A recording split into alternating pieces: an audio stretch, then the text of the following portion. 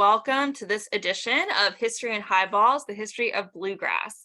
My name is Stacy and I handle adult education here at the museum. So whenever you join us for one of these History and Highballs programs, you and I get to virtually spend the evening together, listening to some incredible stories about North Carolina places and people and what makes our state so special. If you enjoyed tonight's program, we invite you to head over to the museum's website at ncmuseumofhistory.org, where you can learn more about our upcoming programs, exhibits, and digital resources. This is also where you can find more information about joining our North Carolina Museum of History Associates. Our associates and foundation provide crucial funding and support to the museum, which, in addition to many other things, helps make programming like tonight's program possible. We would also like to thank those of you who donated funds towards this evening's program. We continue to do our best to keep our programs free to attend, but there are costs associated with keeping our series going, and we just want to thank you guys so much for your generous support. A few quick housekeeping items for tonight. We ask that you please keep your mics muted throughout the whole program, and to please type any questions that you have for our guest speaker into the chat function located at the bottom center of your screen. At the end of the program, our new adult programs intern, Destiny, will ask our speaker as many of your questions as time allows. All right, so it's my honor to introduce and welcome this evening's speaker, Ben Wright, music educator for Bluegrass Ambassadors, founder and banjo player for Henhouse Prowlers, and education chair for International Bluegrass Music Association. Ben, I'm going to turn things over to you. Welcome. Thanks for being with us. Thanks for having me, Stacy. This is really cool. I want to give a little bit of context as to why this is important to me. I currently live in Chicago. I'm from upstate New York originally, but North Carolina has become an increasingly important state to me over the years.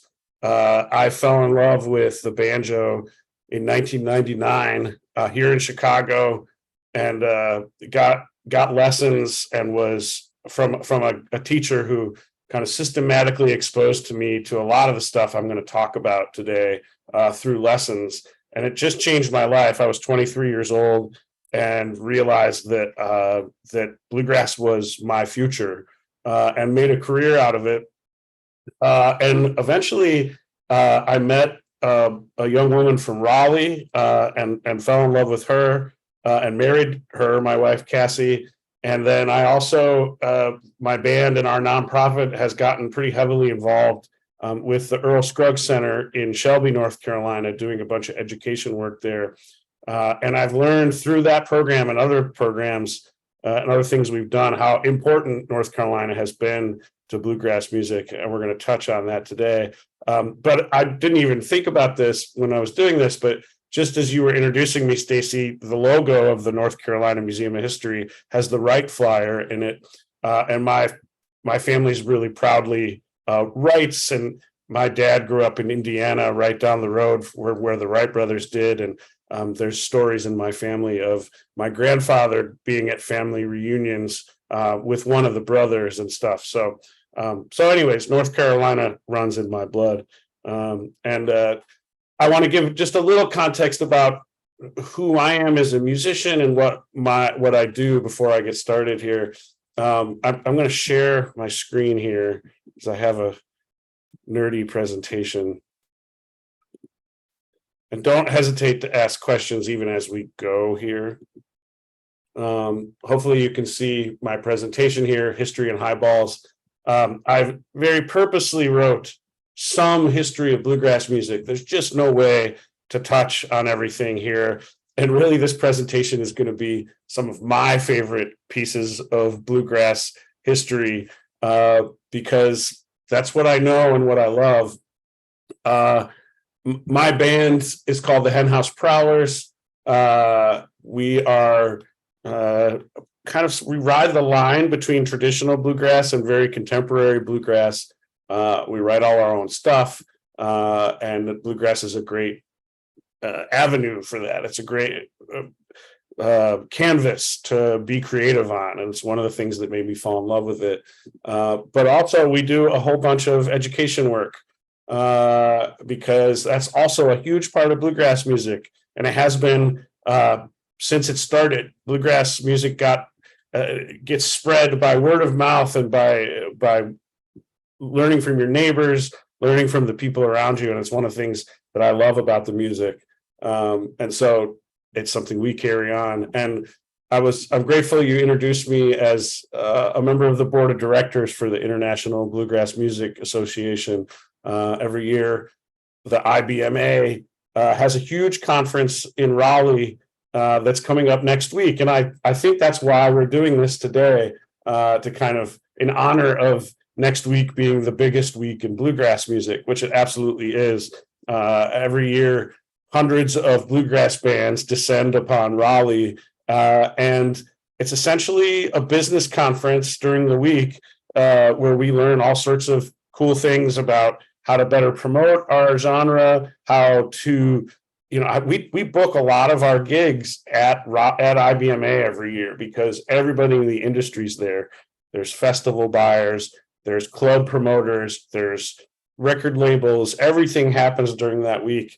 And it's been an honor for me to become on the board of the organization and see how it works, and have play a role in shaping it. As the newly minted education chair, I've played a role in helping shape the business conference and who speaks at it this year. And it's been an incredible experience seeing how an organization that size and that important does things. And from this image here, I've got a few of the things that I think are really cool going on at the organization. The award show, there's a huge festival on the weekend that's free, Friday and Saturday. You can come and see hundreds of bands in downtown Raleigh. It's a special event. And one of the things I'm particularly proud of is that in the past couple of years, IBMA has really made a push to focus on the I in IBMA, the international. My band has toured 28 countries, and music is this amazing tool that connects people across cultural and linguistic boundaries. And IBMA realizes that and has really done quite a bit in the past few years to encourage all the people internationally who love bluegrass to be included in the scene here in the States. And the band there in the bottom right corner that you see is called Country Gong Bang. They're from Korea. They're amazing. They got a grant to come to the US this year. They're going to be in Raleigh showcasing, and I can't wait to meet and see them. I've heard amazing things, and I have a video I can share theirs towards the end here. So I'm going to get started here. I think bluegrass music is this kind of perfect amalgamation of American culture, for better or for worse. It really is this, there's this colloquialism that America was the melting pot as it formed.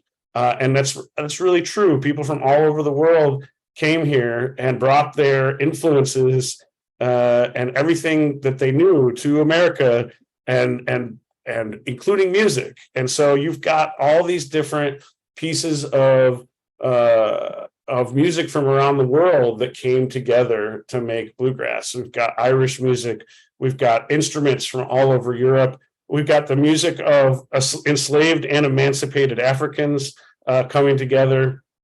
And I kind of have a couple of examples here of that. I found this cool picture from the 19th century, a drawing of some kind of dance with people playing fiddles and music. And that music was some of the earliest influences on bluegrass music. There was, by the time the music that was coming together was recorded, when the phonograph came around, that music had been played so long that they called it old time string band music by the first time it was recorded, because it was going on from the 1800s and the 1900s. And to this day, a lot of that, what's going on in that picture, still happens here in the US in that form. I very occasionally get invited to play a contra dance here in Chicago, just a few blocks from me at the Irish American Heritage Center. And every Monday, all these people come together and contra dance, which has been going on for hundreds of years, originating in Europe. I actually have a video here of that I took while I was playing this contra dance. And you can hear some of this music and see people dancing. These are some of my favorite gigs in the world to play. Usually I'm on stage and there's a audience kind of staring at you, and you're on stage putting on a show. Here, when you play a contra dance, people don't care really. They're dancing, they're into the music, keeping them moving, but it's not about putting on a show. And it's one of my favorite kind of gigs. So I'll play a little bit of this so you can get a sense of what it looks like. Here we go.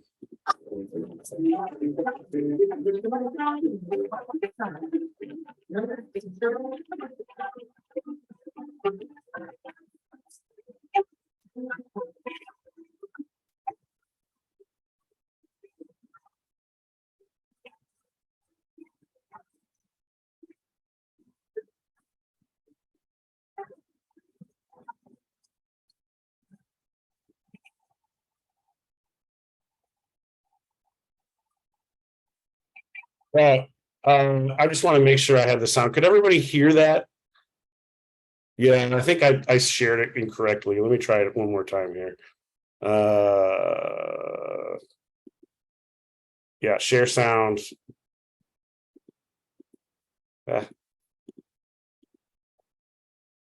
Hold on.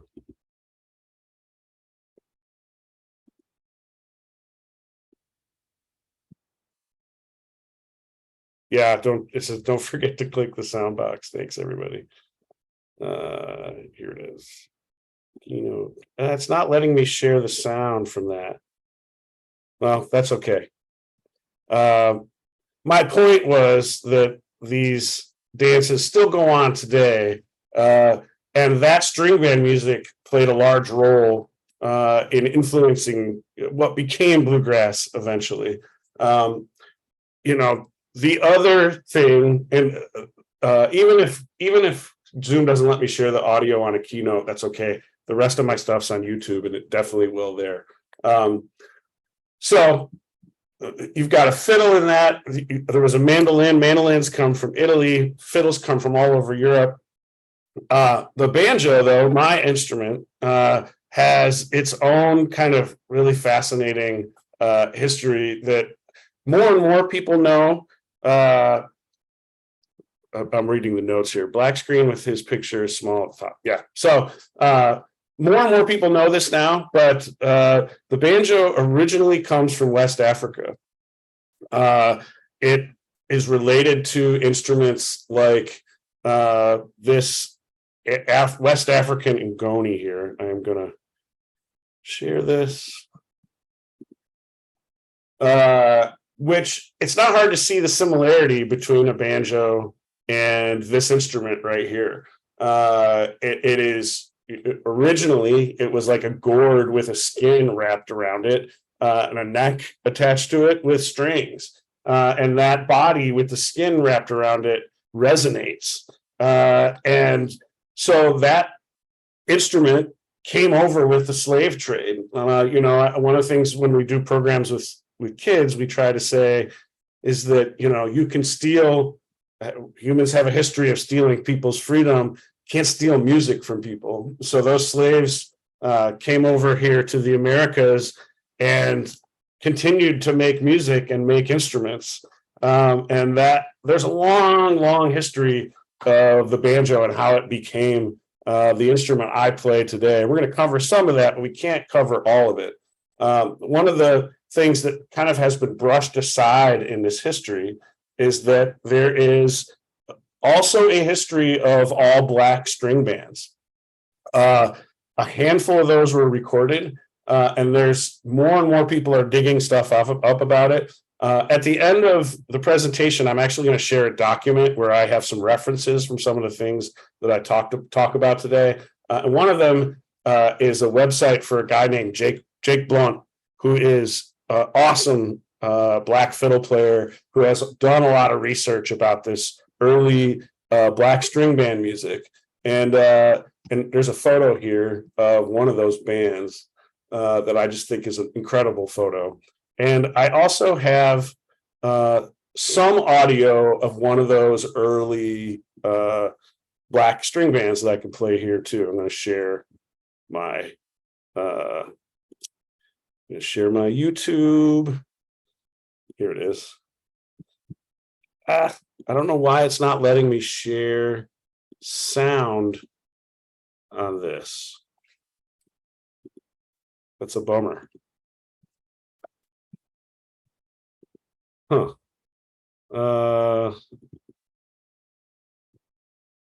I'm assuming that the sound isn't there. Give me a second, y'all. It's worth trying to figure this out. Yeah.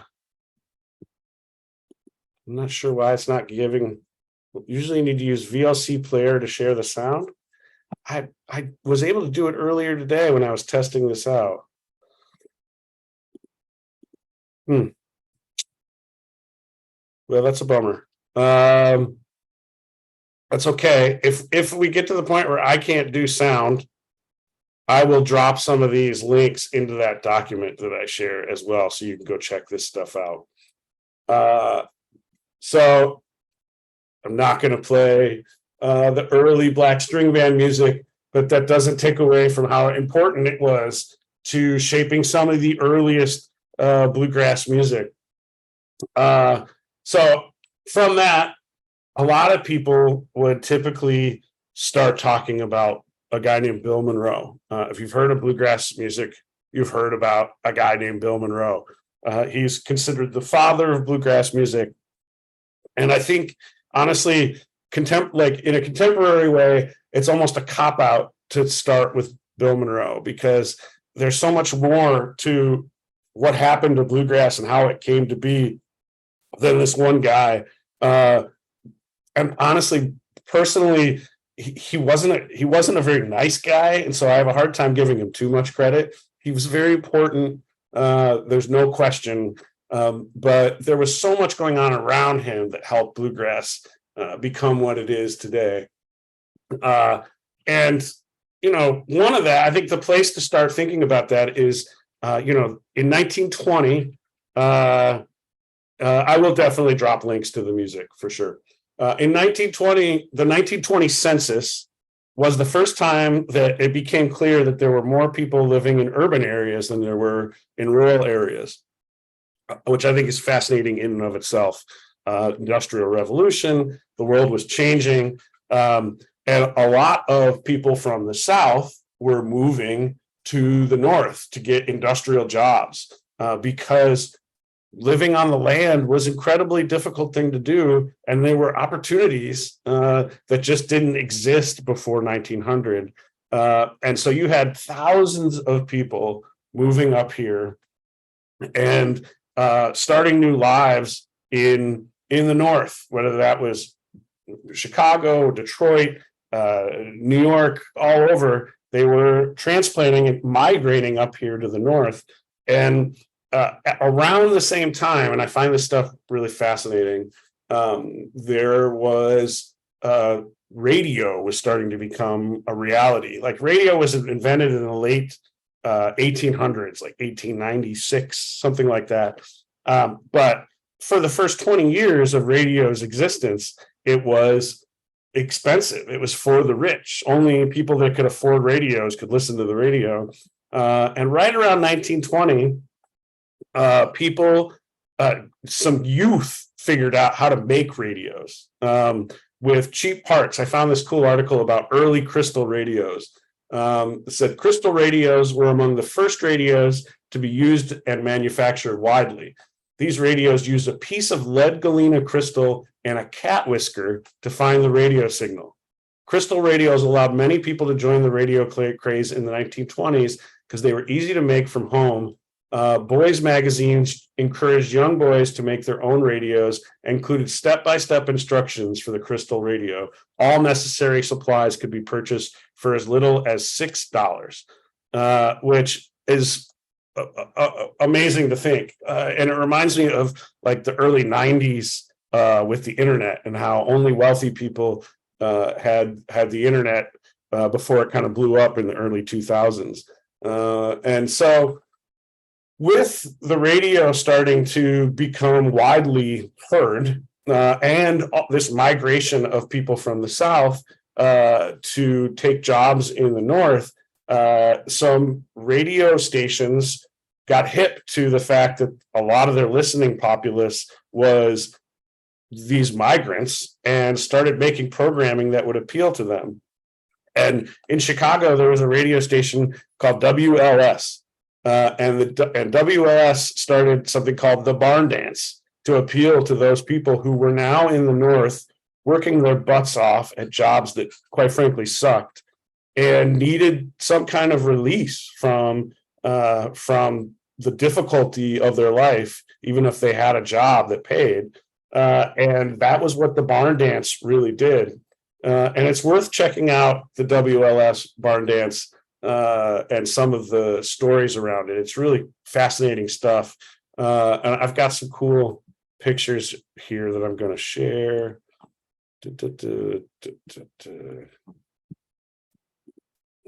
So this is some imagery I found about the Barn Dance, which there's a lot here going on here. And that speaks to what I was talking about. Like this on the left here, there's this book that talks about 100 WLS Barn Dance favorites. And just from the names of the kinds of songs, you could tell that they were speaking to this audience that was coming from the South. Pioneer songs, Southern songs, cowboy songs, fiddle tunes, sacred songs, mountain songs, home songs, which really struck me when I saw that. And I'll come back to that in a second. You've got these fabulous old photographs of the stage, which was in downtown Chicago. It's now gone. It used to be Harpo Studios where Oprah Winfrey filmed until they closed that. And then this other photo of this National Barn Dance Fiddlers, I think is a great photo because the barn dance was so massively popular that it really gave a lot of musicians who appeared on it careers where they were able to tour and then during the week and or during the weekends and come back and perform on the radio and make a lot of money. And you can see National Rube Tronson and his National Barn Dance Fiddlers. At I think this is 2 miles north of Antioch, which is in Michigan. And, WLS, the radio station, had this massive tower that broadcast so far. They pumped so much electricity into it. So absolutely, people in Michigan, people, in all the surrounding states of Illinois could pick it up. And it became this phenomenon. And I wanted to say, that it specifically says home songs. I think there's this fascinating thing about almost this feedback loop around early country and bluegrass music because of what I was talking about, where you had these migrants coming up to the North and they were away from home and they heard music on the radio that made them think of home. And a lot of them were musicians themselves. They turned around and started writing music about home.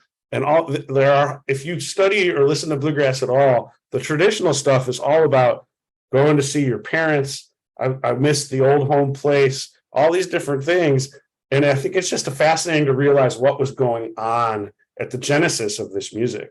I see a great comment here. I wonder if this was the precursor to the Grand Ole Opry. It absolutely was. And I wrote this down. One of the earliest hosts on the WLS Barn Dance was a guy named George D. Hay. And he was hosted the Barn Dance early on, like 24, the first year it was on. He left and went to Nashville and started the Grand Ole Opry. And so there's a big connection there. And super nerdy comment. One of my favorite bands is a band called The Special Consensus. They made an album a couple years ago called The Chicago Barn Dance that celebrates that the Chicago Barn Dance and tells some of the stories in the song. Totally worth listening to. So anyways, with all that, understanding the radio, the barn dance, all the people migrating, who was one of those people that migrated up to Chicago, but a guy from Rosine, Kentucky, named Bill Monroe. He and his brother had a hard time making a go at it at the farm and came up to an oil refinery in Chicago. And I found some really cool stuff.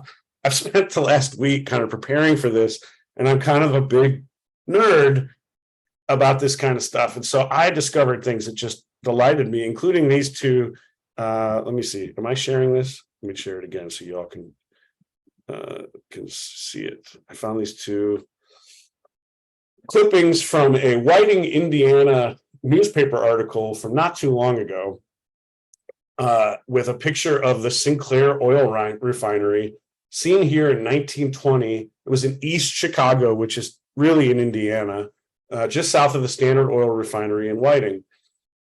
Bill Monroe worked here cleaning barrels and steel drums while developing his musical talents by performing with a band at night, which it's funny. I literally Googled, like, man, I knew the story about Monroe coming up here and working in a refinery. I was like, man, I wonder if where was it? What, and like, I could go and find where it was now because of this article. It was really fascinating. And then there's this thing about this Hammond, Indiana radio station that he played on. And so Bill and his brother, Charlie, were working during the day in this oil refinery, which had to have been some of the worst, most onerous work in the history. I just can't even imagine. And then at night, they were surely motivated by how terrible that work was to continue to hone their musical abilities. And, got gigs playing in churches and whatever they could do, playing brother duets, which was a thing. That's pre-bluegrass music, where two brothers would get together, play the guitar and mandolin, and just play duets and sing beautiful harmonies together. And they got an opportunity to play on the radio here, clearly, because you can see 6:45 p.m. Monroe Brothers melodies, and then somebody heard them on that and had them on the barn dance. And it wasn't too long after all that Monroe went back south, realizing he was going to have a much better life if he could figure out how to do music. And I love a comment here. I remember listening to WLS on my Crystal radio in the 50s. That's amazing. So Monroe went back to Kentucky and essentially started the first bluegrass band. And it was a bluegrass band because he called it Bill Monroe and his Bluegrass Boys. 2 words, bluegrass, which has always kind of irritated me because nowadays it's 1 word, and there doesn't seem to be any consistency with that, which is just an OCD issue of mine. So Monroe, I found a great picture of Monroe and his brother from their early days. I wonder if this was taken. I'm going to share this so you all can see it. I wonder if this was taken when they were up here in Chicago. So fabulous picture, young, serious looking Monroe on the right and his brother Charlie on the left. I don't know the whole story, but I know that eventually they stopped getting along. So anyways, great photograph. Monroe. That's true. The Monroe brothers danced on the. I'm reading some great comments here. Monroe, they danced on the barn dance, and then went and played on the Grand Ole Opry. So I'm going to kind of take a break off here just a little bit and talk about. Let me see if I missed anything. No, feedback loop. So if there aren't any questions, I'm just going to keep moving forward because I was worried I didn't have enough material, and I'm pretty sure I do. Yeah, don't forget to type your questions into the chat. So, North Carolina, a lot of people don't think that bluegrass really took shape until a young man named Earl Scruggs joined Bill Monroe's band alongside another guy named Lester Flatt. And I would agree with that. There are some arguments, you always find people who disagree, and there's a reason for that. And I think a lot of it has to do with the way that Earl played the banjo. So I'm going to share this slide while I talk about this stuff just a little bit here. So I've been very fortunate in the past 2 years to really get to know Earl's hometown of Shelby, North Carolina.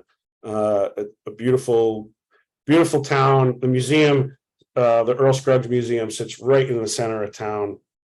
And the people who run that museum, incredibly passionate about history and do a fabulous job celebrating Earl's life, but also the music of the community and all that stuff. So I think it's important to know kind of, and I think these things echo back to what I talked about. So Earl grew up in a small house outside of Shelby called Flint Hill. And I found this quote from an article that I've linked to in the references, which I'll give you all at the end of this, about when Earl got his first job. This was, as I said, like the Industrial Revolution was happening, and factories were popping up all over the country. In the South, there were mills, textile mills all over the place. And right outside, or kind of right inside of Shelby, was the Lilly Mills, which employed a lot of people. And Earl got his first job there. And I found this amazing story about that. And I'll read it. It's real short here. Tommy Forney owns a booklet published by the Lilly Mill during the early days of World War II that was meant to raise the morale of the local boys overseas in the service. Between cheesecake shots of local beauties posed in bathing suits was a group photo of mill workers exempt from service due to age or other deferments. A teenaged Earl is seen at the end of one row, and Grady Wilkie is on the other. In a phone conversation with Grady's daughter, Patricia Camp, she unexpectedly began telling me the story of how Earl Scruggs was hired by Lilly Mills. Earl's mother, Lula Georgia Rupp, and her father, Grady, were friends. One day, Lula Scruggs called upon Wilkie, asking for Grady to help her teenage son get a job at the mill. "We're not making it down on the farm," Pat remembered Mrs. Scruggs telling her father, "and we're about to starve out." Grady Wilkie not only got Earl a job, he also allowed the young Scruggs to board with his family. And I just love that section, how that section just takes you to that moment in time before anybody knew who nobody heard the Scruggs family name. They were struggling just like most other people in the country were, and trying to make it work. And they couldn't, like trying to raise trying to grow food on a farm, put food on the table was incredibly difficult thing to do. Here was this mill that popped up in town, and it was like they did whatever they could to get a job. So Earl gets this job at the mill and is surrounded by all these people in that part of North Carolina who play music. I mean, it was this kind of hotbed of pickers of all different styles. And there are some pretty fascinating stories from Earl about how he became a musician. And I want to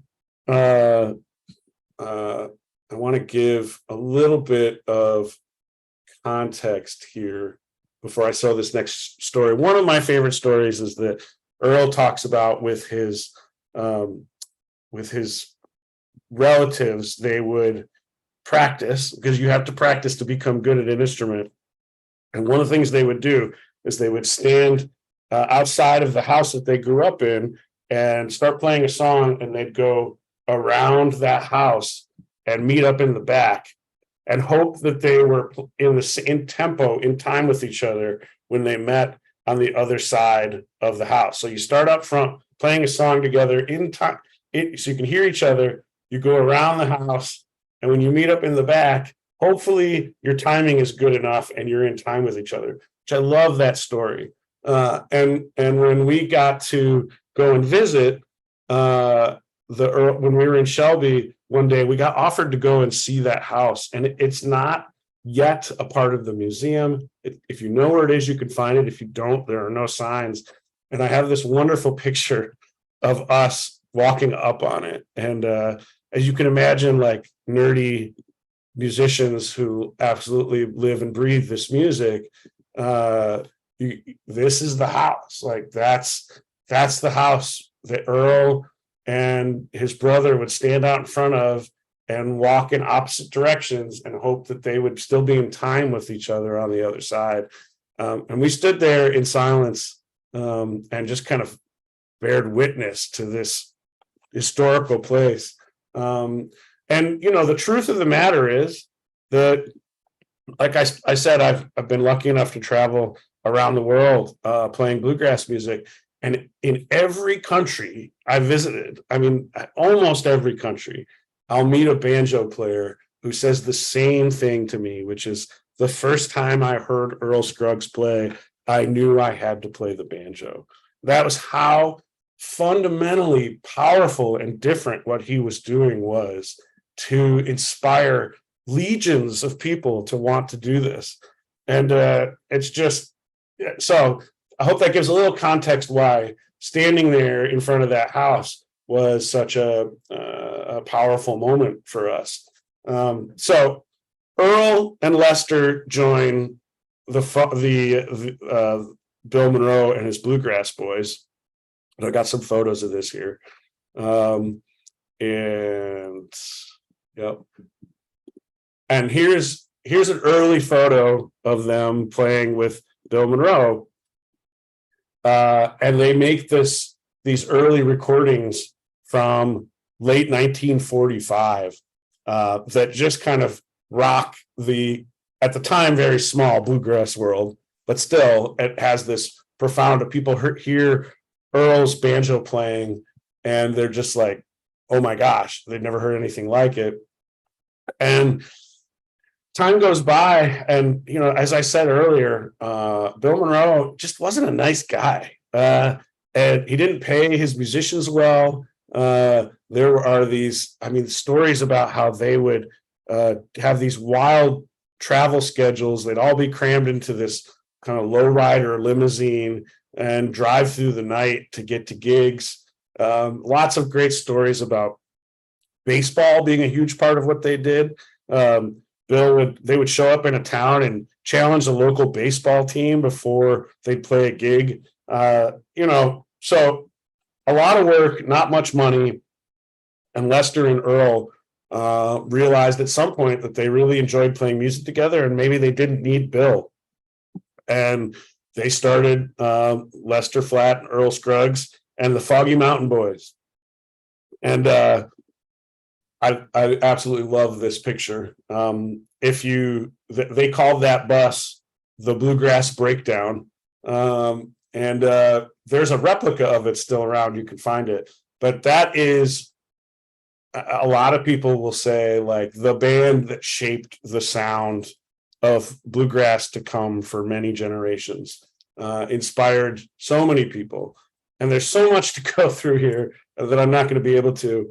But Earl's wife was a shrewd businesswoman, and she was the reason that they got amazing opportunities like playing on the Beverly Hillbillies, which put them in front of millions of people. So we've transferred from radio now to television, where all of a sudden now black and white television is affordable, just like radio was in the 20s. And millions of people are now seeing Lester Flatt and Earl Scruggs and hearing this music. And it, once again, makes tons of people decide they, A, either love bluegrass music or B, want to play it. And all this is kind of coming together and creating this bluegrass scene, which is amazing. There's a great story about how in 1961, the very first bluegrass festival happened, put on by Carl Story, who I think is still around. and people thought it was crazy. They were like, why would you have a festival that only had bluegrass music at it? And it was something like 2,500 people came out, and people were like, wow, this is a thing. Bluegrass is really blowing up and becoming a thing. So yeah, bluegrass by the 1960s is becoming a phenomenon, and it's just not slowing down. And all of a sudden, these guys are inspiring young guys to play music. And so I have to talk about the next generation, which is at least partly started by a guy named JD Crowe and his band, the New South. I'm really disappointed because there's a wonderful photograph that I saw somewhere not too long ago, where JD Crowe, awesome banjo player, like took Earl's stuff to another level. There's a video or a photo of him watching Lester Flatt and Earl Scruggs as like a 12-year-old kid. And just to see this moment of transference is, I think, one of my favorite things in the world, as a musician and as a teacher. To have a photograph of that moment, I think, is such a powerful thing. And so JD Crowe started this band that changed kind of everything. And you know what? I skipped some things, and I'm gonna, because I don't have the music, I'm gonna give you guys a little bit of a demonstration here. So going back to Earl, I'm going to show you just a little bit. Actually, I'm going to change my settings so you can definitely hear me. Audio.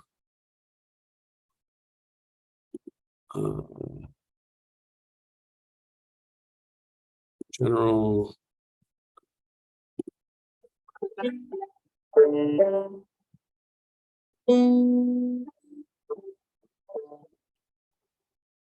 Can you all hear this? I We can hear think so. you. Cool. Yeah. So before Earl, there were a lot of different ways to play this instrument, but one of the primary ways was something called claw hammer. And you literally take your hand and make a fist out of it, sort of, kind of a weird flat fist.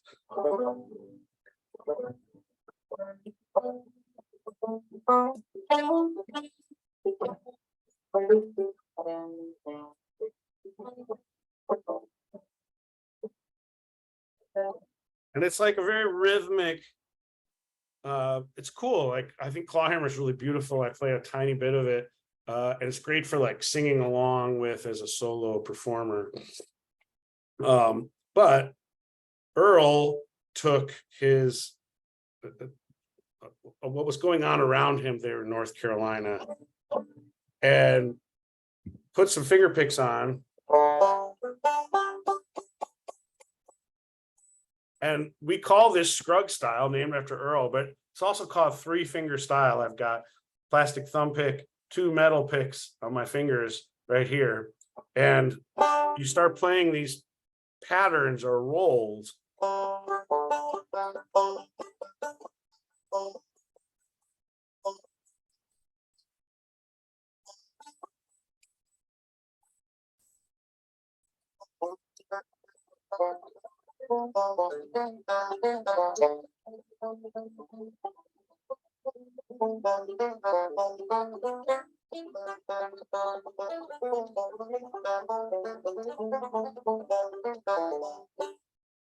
And like all of a sudden the instrument comes alive. And like I still, when I hear that sound, no matter where I am, even as a professional banjo player, my blood pressure rises, and I sit on the front of my seat, and I fall in love with it all over again all the time. And I think that that really speaks to what Earl did. Like, he figured it out and figured out how to make that 3-finger style scream off the instrument, and it really has this way of pushing things forward.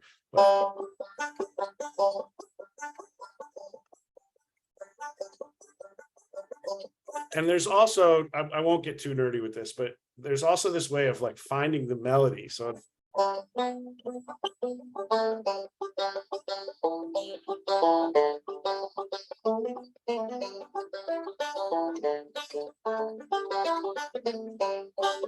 in those roles with all those notes playing, there's still melody in there. There's something really tasteful about it.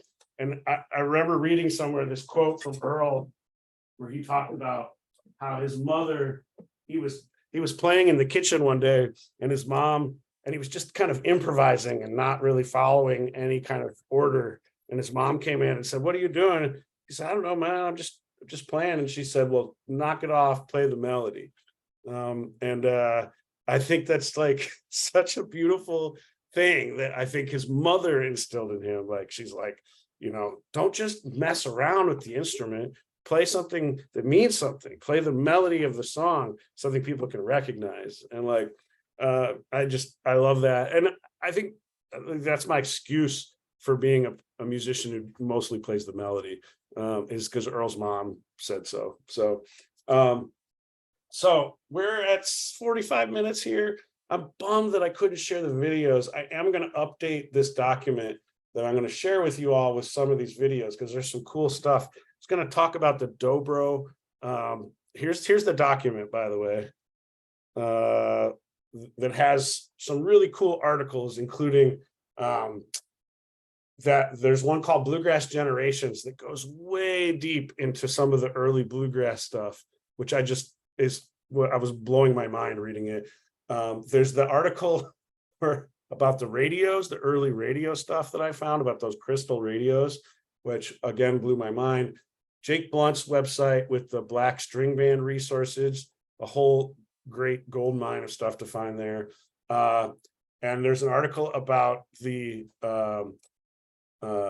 Southern migration. And there's some really fascinating stuff in there too, about how early bluegrass bands, like from Bill Monroe and Lester and Earl's era, because you can find tons of videos on YouTube, they made fun of themselves for being hicks, being country people.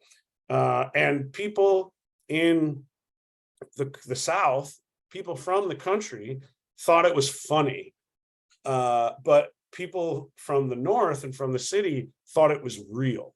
And so there's really this point in bluegrass music where they stopped making fun of themselves, because it was really designed to make people who grew up in the country laugh at themselves, but it made city folk think that people from the country were dumb because they believed it. And so they kind of stopped doing it, which a whole other mind-blowing thing that I learned through putting this together. And then there's that Roots of the Banjo in North Carolina article is some of the most granular and deep studied stuff of things around North Carolina. And really, really cool about the different banjo players that inspired Earl and really helped change the music world from my perspective. And then another great, so I'll go back to talking about this, at least a little bit about JD Crowe. He, let me share that screenshot again of that album.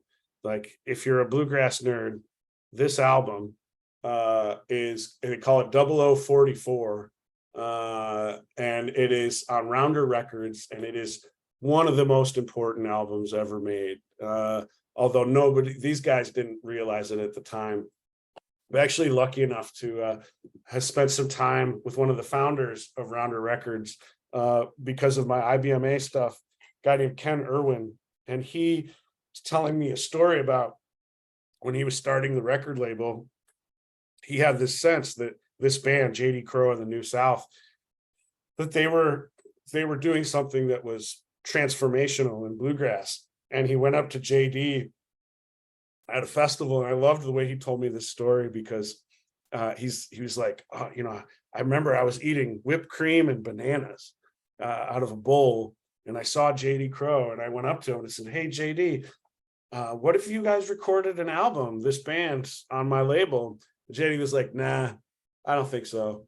And he's like, okay, walked away. And he said like an hour later, a guy who was kind of managing the band came up and said, JD said something to me about maybe recording an album. And Ken was like, yeah, what do you think? And he's like, I think I can talk him into it. And they did. And it ended up being like the album, like, the arguably one of the most important albums ever made. And I've got some quotes here about it. JD Crowe and the New South path-breaking January 1975 studio recording was the only one ever released in the US, and yet had an immediate and enduring impact on the music that is still strongly felt even today, 40 years later. The untitled album, widely known by the number that Rounder Records assigned it, 0044, remains revered by artists like Alison Krauss, who grew up listening to it. For years, she kept a framed copy of the album cover on a wall in her home in Tennessee. Contemporary radio host and show promoter Fred Bartenstein said that at the time of the album's release in August 1975, the bluegrass world thought the Crowe Rice Skaggs Douglas band as the second coming, the best performing ensemble to arrive since Flatt and Scruggs 22 years earlier. So do yourself, I was going to play some of this, do yourself a favor and go listen to this album if you've never before.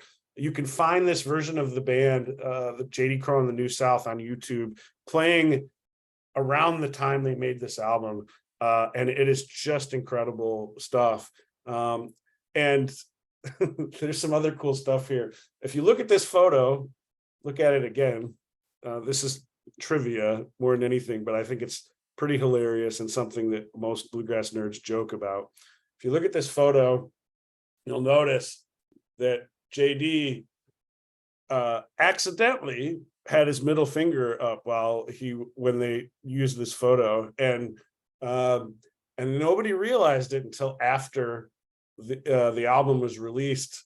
And I found this quote from him saying that they debated about what to do about it. There were some people who were offended because this was a different time, and so the next printing. The next printing was they removed it. They found a different shot from that photo session. So those early printings are actually worth a fair amount of money because they've got JD Crowe's unintentional middle finger on it. So funny little story there. And then I did want to talk about Jerry Douglas being the dobro player on that album. Jerry was, again, I'm going to share this so you can see it. Jerry played an instrument called the dobro that also was in Lester Flatt and Earl Scruggs band by a guy named Josh Graves. And the dobro was made by these two guys from Slovakia, the Dopiera brothers, which is how they got its name, dobro. And it's just one of the coolest instruments in the world. My wife from Raleigh plays the dobro. Just an incredibly unique instrument. And Bill Monroe didn't like the dobro and wouldn't let dobro players play in his band, which was just another ridiculous thing that Bill Monroe did. So obviously I'm capable of talking forever on this stuff, but I can't do that. So does anybody have any questions? I really want to make sure that I'm going to put some of these tracks I was going to play for you all on that document. It's a live document, so I can drop them in there. So as soon as we're off this, I will transfer the YouTube videos I was going to share into this document so you can go and listen to them. Let's see here. In what ways has Doc Watson contributed to the world of bluegrass? Great question. Doc, if you've never heard Doc Watson, he's another one you absolutely need to listen to. Doc was a flat pick guitar player that just revolutionized and inspired millions of people. He did to guitar playing what Earl did to banjo playing, I think. And I was lucky enough to have seen Doc perform a couple times, and he really did some amazing stuff with the guitar and had this magical way of playing. And there's a great album that Doc and Earl play together that is really beautiful. I think it's called The Three Pickers. That's worth checking out for sure. And let's see, I'm guessing it was a transition from Lester and Earl era to a more modern era, even though what Lester and Earl were doing was groundbreaking for the time. Was this album groundbreaking for the 70s in kind of the same way? Absolutely. It was the next leveling up of bluegrass, just like when Lester and Earl and the Foggy Mountain Boys did some of their most important recordings that inspired millions of people to want to play and like, I mean, the bands that came out of that era after hearing Lester and Earl do their thing, became, same thing happened when JD Crowe and the New South played. I've heard some really amazing stories. My mentor is a guy named Greg Cahill, and he's told me stories about how important that album was to a banjo player and in the 70s. They didn't have access to YouTube and things. You had to buy the album and figure out how to play it. It just blows my mind. These days we have all this technology. I can slow things down. I can watch videos of people playing stuff. Really, really cool stuff. Do you ever think Earl Scruggs' home place will be open to the public? I sure hope so. I would love for other people to feel what I felt that day, which was just kind of silent awe at having read the stories and heard the stories, and then to stand there and realize that I was standing in front of it. It's not that hard to find. I know it's privately owned still, and it's not something you want to, you never want to trespass, but I think it's worth seeking out. It's a short drive. I've got all sorts of little anecdotes. When I wanted to show one last picture here because I speak very highly of the Earl Scruggs Museum in Shelby because we've worked closely with them.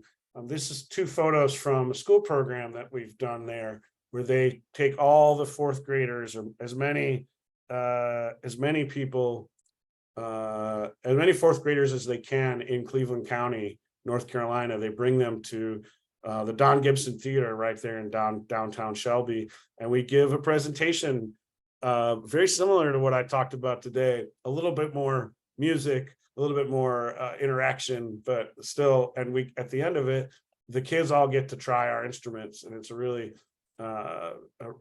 powerful thing. And I wanted to tell a quick story about how after one of those sessions with the kids, some of their parents are there, and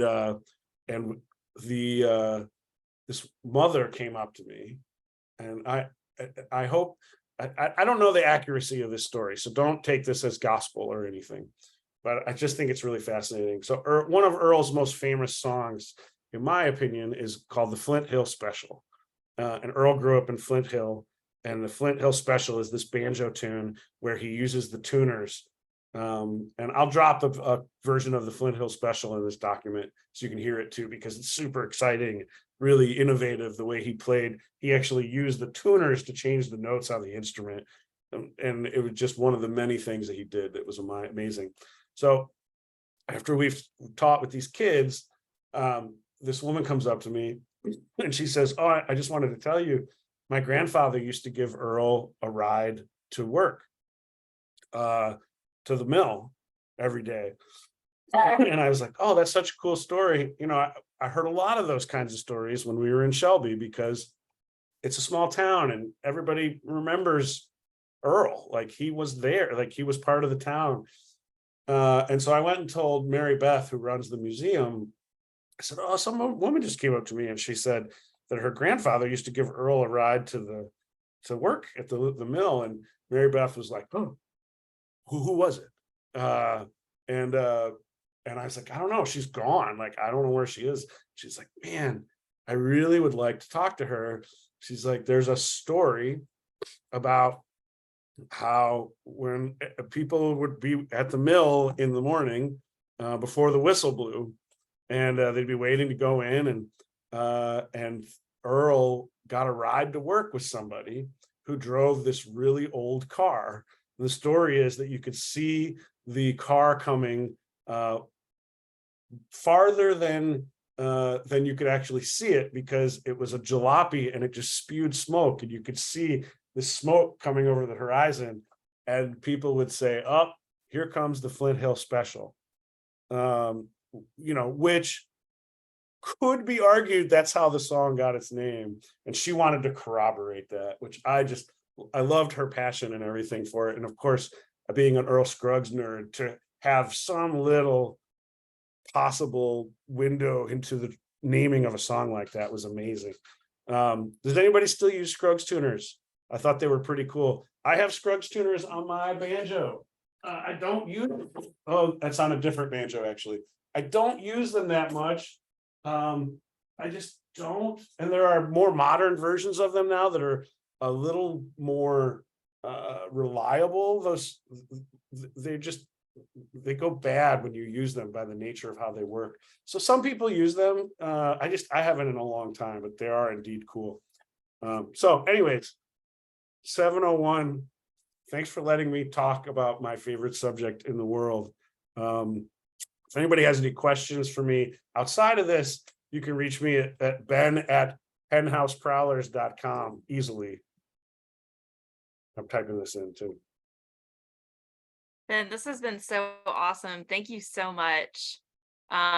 I know that there were quite a few, actually even more questions up in the chat. So Ben has shared his email with you guys, which is very kind of you. So please feel free to reach out to him, and some cool stories, I guess, as well, about early days of Bluegrass festivals. So that's really awesome. So thank you so much, Ben. We really, really appreciate you taking time to be with us this evening. Oh, it was such an honor. Seriously.